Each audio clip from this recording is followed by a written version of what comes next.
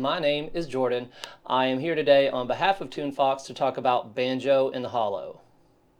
I'll talk a little bit about what we have to offer here, give you some suggested practice tips and some things to check out and keep an eye out for, and then also just some advice on how to make the most of your time with Tunefox and give you some suggestions on how to best use it to help make your practice more effective and hopefully more inspiring as well.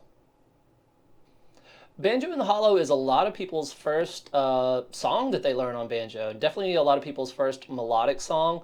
There's a lot of people that even learn it before Cripple Creek. It was written by a guy named Doug Dillard. He played banjo for this band called the Dillards. They were also known as the Darlings, if you happen to be an Andy Griffith fan.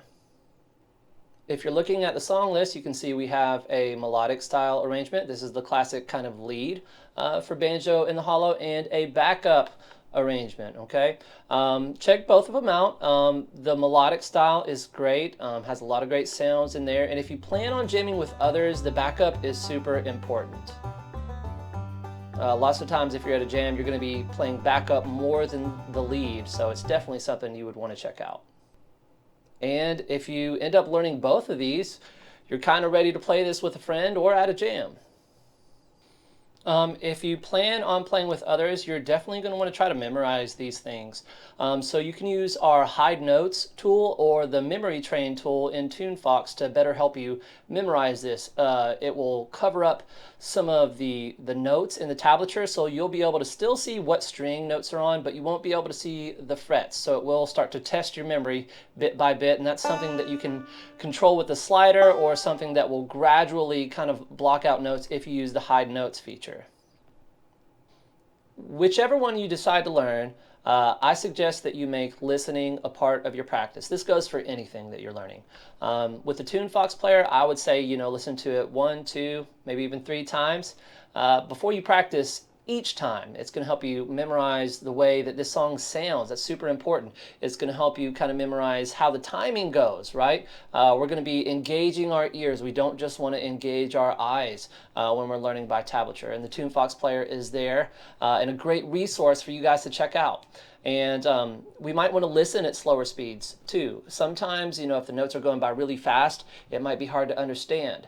But just how, if something's hard to play, we're going to slow it down. If something's hard to understand, we want to slow it down as well so we can really hear all the individual notes. Right? So we want to listen to try to memorize the lead, listen to try to memorize the backup, and when those chords change. That's a really great thing for you guys to include with your practice. Right, so we got the tempo slider that helps you control how fast the music plays when you're listening or when you're playing. We have the difficulty slider that will dial out extra notes and actually make the arrangement easier to play, right? So we can kind of tailor each arrangement to our current skill set. Something else that you'll want to check out with either of these, once you get the basic arrangements down, is going to be kind of the edit measure window, which will allow us to check out a lot of the really cool licks that we have in Tunefox. And it's a very important feature that we provide you guys with. It lets you kind of use different musical vocabulary and learn different musical vocabulary and use it in the context of a song that you've just learned. So this is a great way to learn important bits of, like I said, vocabulary that will be reused in other songs, and allows you also to custom tailor each of these arrangements and to get multiple different takes on the same thing. So hopefully that your practice stays inspiring and doesn't get boring with just playing the same song over and over.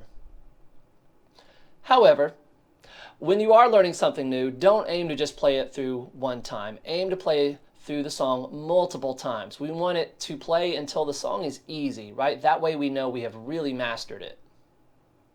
Another big important feature to check out is that focus feature. That is going to allow us to either listen to or practice individual measures or sections repeatedly until we can really understand them, or until we really have them down playing them as well. All right, that about covers it for a lot of the basics on what we have here with Banjo in the Hollow and some of the Tunefox features that will hopefully help make your practice time more effective and more inspiring. Keep picking and stay tuned.